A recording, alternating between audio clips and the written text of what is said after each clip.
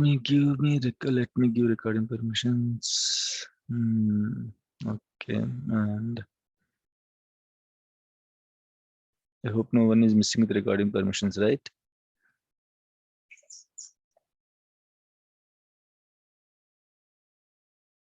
Let me share my screen.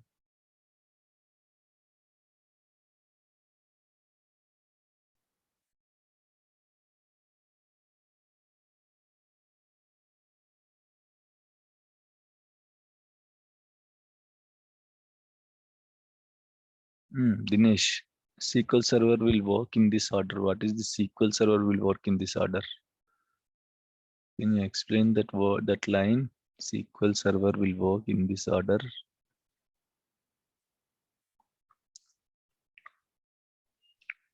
I mean, which database starts first, I guess. That's his point.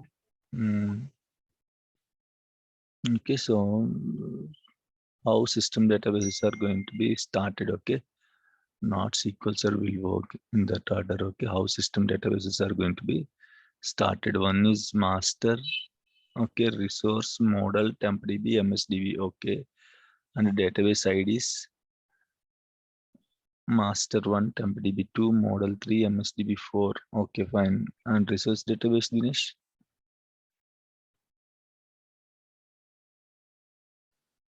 32767. Okay, 32767, okay.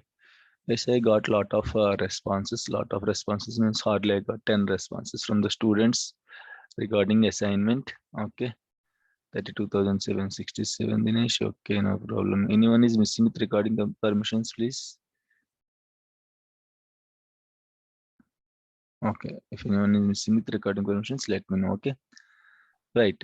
So the database IDs, everyone is correct. No issues in that. Okay, so master database ID is as always, master is very important. Without master, okay, we cannot start the SQL Server, right? So, and everything, every SQL Server related important information that will be stored under master, right? So always master ID is one, and then after master, okay, tempdb is more important, and then the tempdb ID is equal to 2, okay? So master is 1, tempdb 2, and then model is 3, okay, msdb is 4, and your resource database is anything is 1 minute, please. Chandrakant, I'm sorry, I cannot give you the recording permissions. Chandrakant, you joined at 10:10, 7:10. When you joined, Chandrakant? Shanmugh, I'm having a broadband issue. Oh, I okay, just okay. Okay. You just message you. informed me, right? Okay, okay. Let me give you. Okay, done. You can record, Chandrakant. Okay. Yes. And resource database ID is 32767. Okay, so is this clear, everyone? Anyone having any issue with the database IDs? Master 1, tempdb 2, model 3, msdb 4. First important one is master database in terms of IDs, okay? Then tempdb is more important, then model database is important, then msdb is important, okay? Don't think that 2767 means it's least important, okay? It's also very important. Resource database is also very important, guys, right? Fine. So how system databases are going to start, in which order they will start? So actual order is master, first master will start, you know, right? Startup parameters master dot mdf, master underscore log dot ldf, and error log. So first master only has to start, then only it can detect other databases, data files and log files and SQL Server settings and all, okay? So always master will start first. After master, again wife and husband, okay, you cannot differentiate, right? So after master, your resource DB will start, then model DB will start, okay, this is the order, and then temp DB will start, then optional database, optional system database, MSDB will start. Finally, all user databases will start. Okay, so yes, you have some concerns, sir. I checked in the error log, it is showing master first. Yes. Okay, Yeah, sir. it's the same. Okay, so you might check in the error log, sir. It is showing master as usual, okay, in the beginning only, but later I can see some user databases in the middle. I can see some user databases. Okay. And then I can see order is this one, guys. Okay. This is the order. Actual order is this one. The logical order. Master, you have to start first. Master will be started first. Then again, wife will follow resource database. Then model will start. Why? Because, please mute it. You don't have questions. Right. So based on model only, my TempDB will start. Agree, everyone? Based on my model database only, my TempDB will start. Without model, there is no TempDB, right? So model only will start next. Okay. After resource database, model will start next. Then MSDB is a system database, optional system database. After TempDB, last your MSDB system database will start.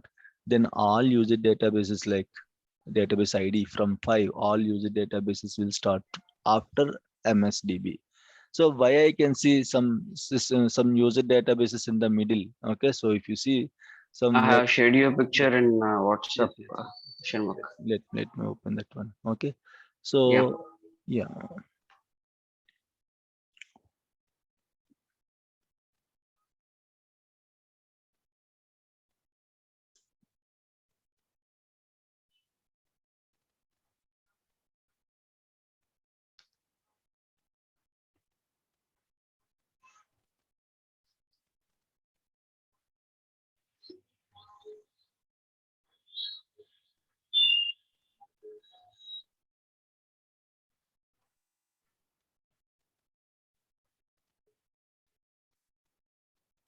And if you see here, you can see my screen, right? Right. Yes. Yeah. Yes.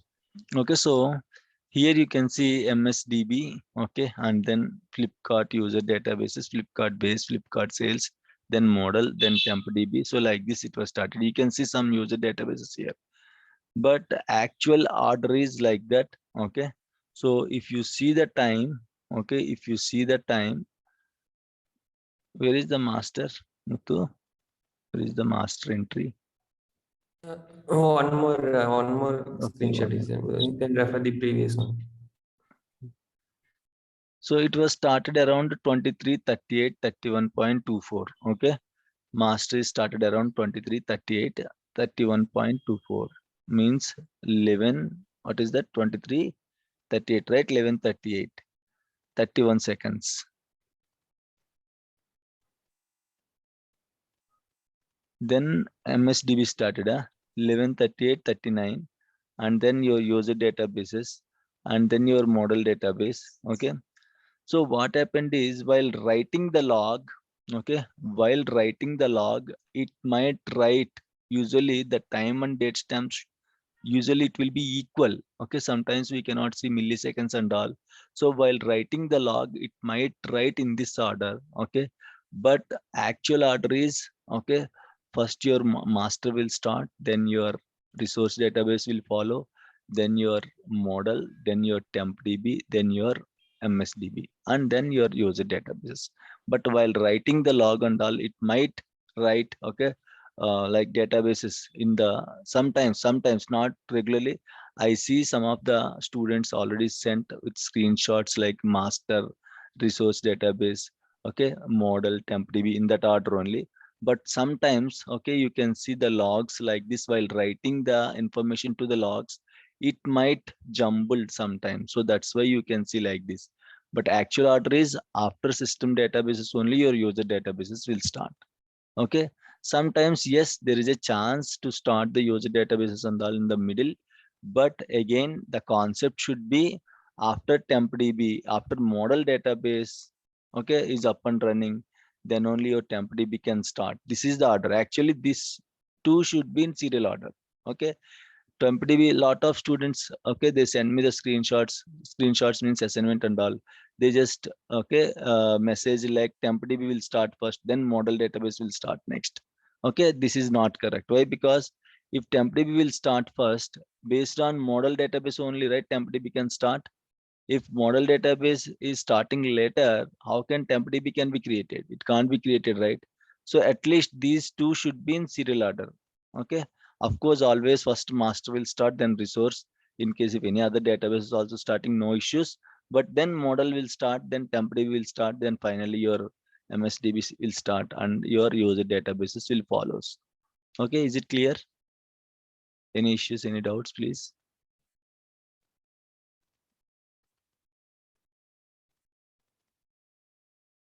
No doubts. Let me start the virtual machine.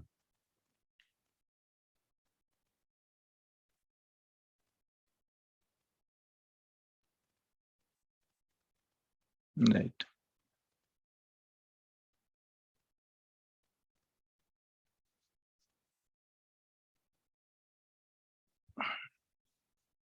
So what and all things we discussed yesterday regarding system databases, right? Okay, done. Fastest fingers first, guys. Direct message to me. What is the use of your TempDB?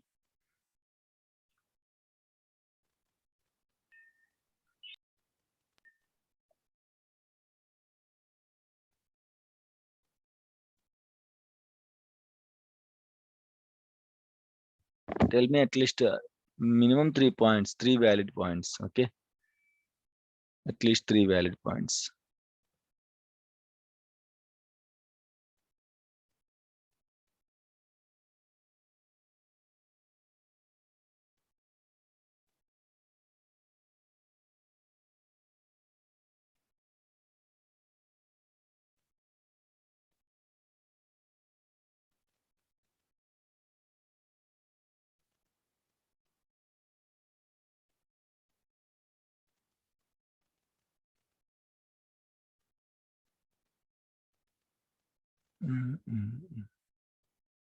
Without TempDB, okay, let me check from the beginning.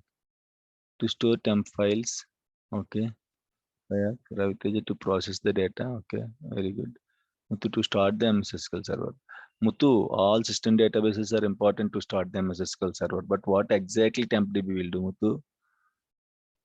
Okay, and stores the temporary data. Okay, no, that's good.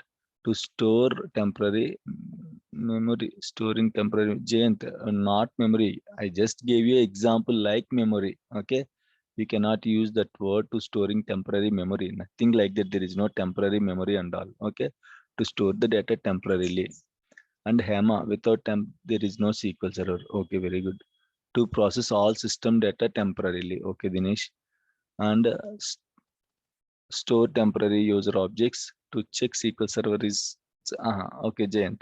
Okay, that's valid point only, but at this moment, okay, to check SQL server uptime, okay, that's fine, Jayant. Okay, so when we restart SQL server, new tempdb file, correct. Tempdb ID is 2. Okay. Okay, so Pranit Raju said when SQL server restarts, new tempdb will be created. If tempdb is corrupted, SQL server will be down. Index rebuild or sorting of data will be done in the tempdb. Okay. Good, Pranit. Okay, so for query sorting and data to store temporarily table data using tempdb. Okay, Chandrakant. And any new DB is creating, it will depends on model DB. Hema, I'm not asking about model. I'm just asking about temp. Muthu to start a SQL server for data processing. Okay, without tempdb, SQL server did not start. Okay, to store it is mandatory system DB. Okay, it helps to process the data used to store temporary. We can't take the okay, we haven't discussed that point, Kusma, as of now. It stores temporary objects, temporary tables. Okay, chalo, let's go with the Pranit Raju this time. Pranit Raju gave 3 important points. Let me, okay, just a minute. SQL server counter without MDB. Okay, Jayant. Every time new temp is created, okay, fine. Every time new temp is created when SQL server restarted. Okay, just a minute. Okay, let me open this Excel sheet. I have to add these assignments, okay, to this tracker. I add it, no problem.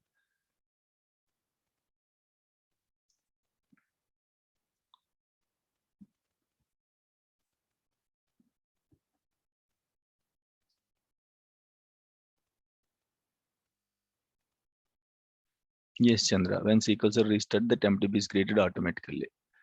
Right. Okay. Fine. Good. Good, guys. And Master databases. Okay, fine. Master database. Right. What is the exact use of master database, guys? What it will store in the master database? At least three minimum 3 points. Okay. 3 valid points.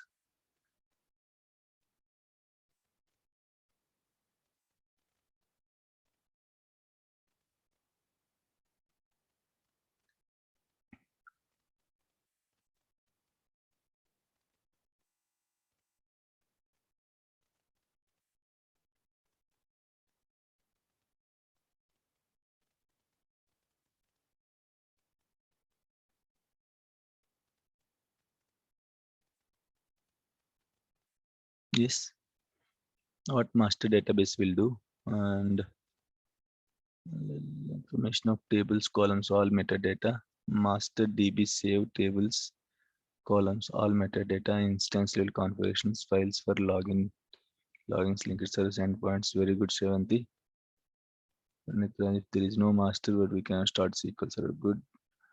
And Pranit Raju, contain system objects like tables, authentication will happen. Okay, stores files for each database. Okay. Chandrakant, master database, store data. Okay, store information. Okay.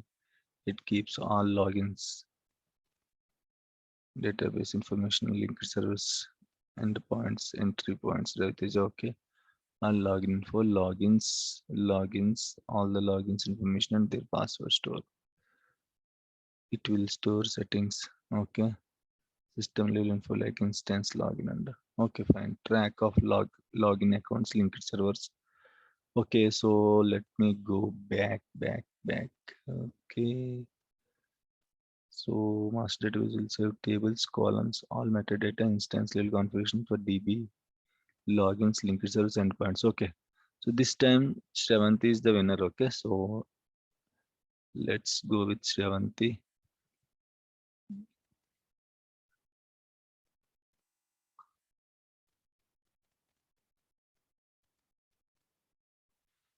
Right, and you know, right, what ModelDB will do? ModelDB will act as a template for newly created databases, and without ModelDB, TempDB can't be created. And of course, MSDB will store automation related information like jobs, alerts information, messaging information, database mail, SSAS packages information, log shipping information. These kind of important information and all will be stored under your MSDB. Okay, if MSDB is corrupted, nothing happened to your SQL server, it will be up and running, but automation related objects, jobs, alerts and all those things won't work properly, guys. Clear?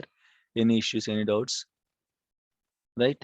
So today is very important topic, guys. Very important topic. Let's jump into the patching of the SQL server. Okay. What is meant by patching? How to patch the SQL server? What is an update? How many types of updates are there? Okay, how many types of updates are there?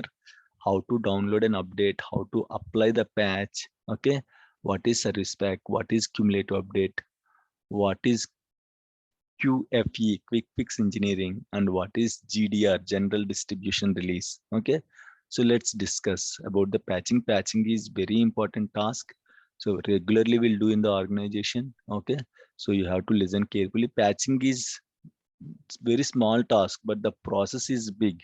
The process is lengthy. Okay, and you have to follow the protocols. Without following the protocols, again you cannot patch your SQL server and all. So very important protocols are there, and some prerequisites are there before patching. After patching, you have to check a lot of things. So these discussion, okay, we are going to complete today. If there is a chance, I'll patch the SQL server also. Okay. Right. So you all know how updates are important, right? Again, the same smartphone example, you are all using smartphone, right? So sometimes the applications in that smartphones will be updated automatically, right? What is meant by this update? How they are going to be updated? Like what in case if they are not updated, what will happen? If you are not updating your app, what will happen, guys? Tell me. What Will happened if slow you down. update your? Okay, go down. New feature did not come. Very good. You can't get No, new it's feature. related to security.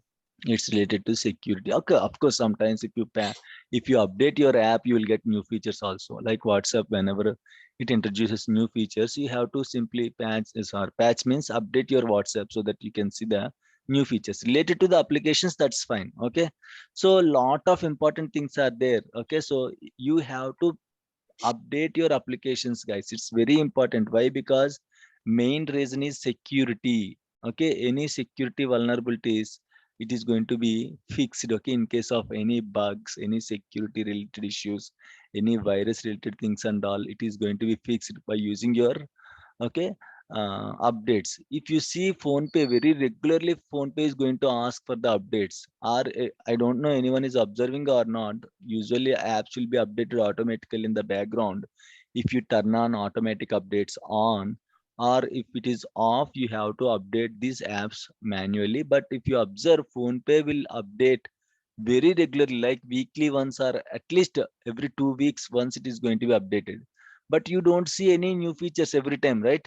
Every time you cannot see. Whenever the app is updating, you cannot see new features every time. Then what it is updating, guys? Security. Okay, security vulnerabilities and all, to make that app really safe. Why? Because PhonePe is a financial app, right? You have to, you can use this PhonePe to send money, and also if any security vulnerabilities are there, any security breaches are there, hackers can easily hack the app and they can easily, okay, transfer the money to their accounts, and also that is how it is going to work. So guys, very important thing, like for a big pipe, even a small hole is there, how it is going to leak the water and all. In the same way, in the whole package or in the whole software, in the whole what we can see application, if any small bug is there, it is going to be a big security breach. Okay, it is going to be a big security vulnerability. So hackers can easily hack using that small security breaches and all. Okay, so it's very important to update the apps regularly. Main reason is the security vulnerabilities, to fix the security vulnerabilities and all. Okay guys, so for security related things, we are going to use these updates and all. Not every time you will see the new features when any app is updating in your mobile phone, but the same concept will be applied for SQL Server also. Okay, so we have to patch the SQL Server. What is meant by patching? First of all, applying the updates. Patching means applying the updates is called patching. Okay, so when you are applying any update on the SQL Server software, that is called patching. Sir, how many updates are there? There are 4 types of updates in SQL Server, guys. Okay, there are 4 types of updates. Different types of updates are there. Mainly 4 types of updates are there. Those are major updates. You can call it as a service packs, SPs. Okay, SP means a service pack. SPs, not SP2. Okay, right. Then minor updates, CUs, cumulative updates. Okay, then QFE, quick fix engineering, and then GDR, general distribution release. Okay, these are the different updates are there on SQL Server. Up to SQL Server 2016, we have these major updates. Up to SQL Server 2016 only, we have the service pack concept, guys. Up to SQL Server 2016. Okay, and of course CUs are there beginning from the SQL Server. Cumulative updates are there beginning from the SQL Server, but up to SQL Server 2016 only CUs are there. Later 2017 onwards, sorry, service packs are there. Later 2017 onwards, there is no service pack concept. That doesn't mean Microsoft is not releasing the updates. It is releasing the updates in terms of CUs, okay, not SPs. Right, there are no major updates, but every update it is releasing in terms of CUs only, cumulative updates only. Right, quick fix engineering and general distribution release, these two are, you can call it as a hot fixes. Okay, hot fixes. What is this hot fixes, guys?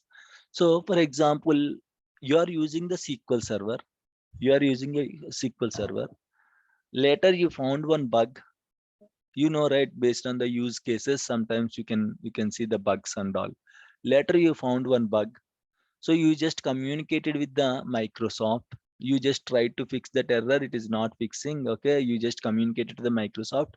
Microsoft identified, sir, there is a bug. That's why it is not working properly. Okay, so we have to fix this bug. So what they will do immediately within 1 day or 2 days or within 1 week, they are going to release a separate update called QFE, Quick Fix Engineering. That is in hot fix.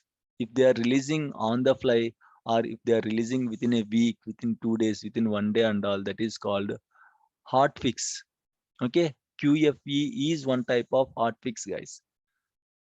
Bug, Babu, bug means, earlier we have already discussed, bug means it's no, if it is not working properly. I gave you one example, if you remember. Okay, MSET exam. MSET exam, if you remember MSET exam, we discussed one bug, right? So, okay. 1 minute, Muthu, I need recording permissions. Okay, let me give you the recording permissions. Yeah, Babu. Okay. So, MSET exam, we discussed one example, right? So that is called bug. Bug means simply if the software is not working as expected, that is called bug. You can call that as a bug. Okay, it has to work like that, but it is not working in that order. Okay, order means as per the expectation, it is not working. That is called bug, not error. Error is different, bug is different. Okay, error is completely different and bug is completely different. You can say what we can say. Mm, what we can say, guys, bug means. Can anyone tell me? The functionality not working Yes, yes. properly. Functionality not working properly, you can call it as a bug. Okay, right? I gave you MSET example. Just go through the old videos.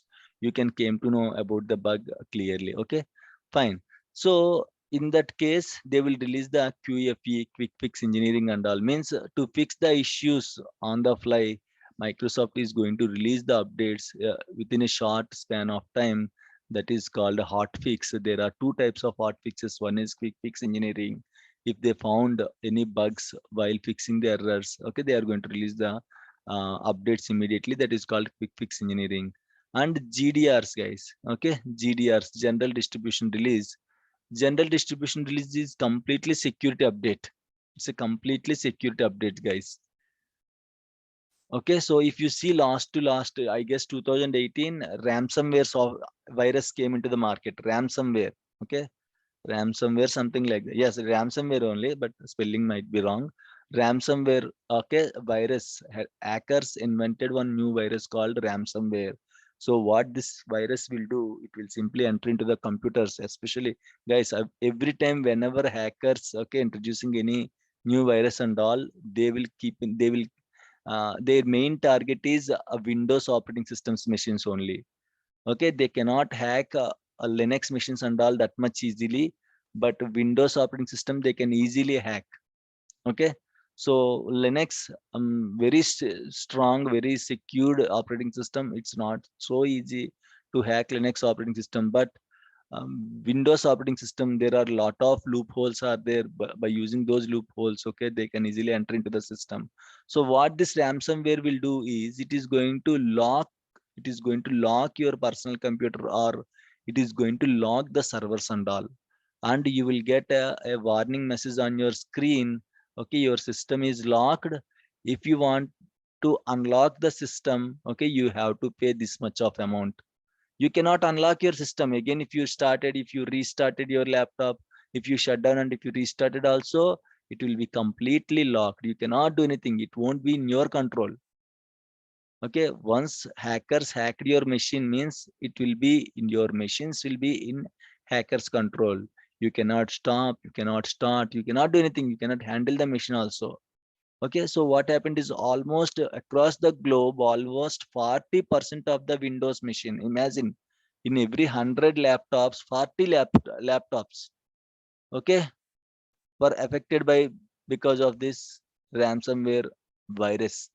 Okay, 40%, they simply what they did, simply they locked your laptops and PCs and they simply demand money to unlock it. Some people paid money. Why? Because there is an urgency, they have to pay the money. So due to that kind of issues, if in case hackers any if hackers releases any new viruses and all, if it is really causing the problem, then immediately what Microsoft will do, GDRs. Don't think only in that situation Microsoft will release GDRs.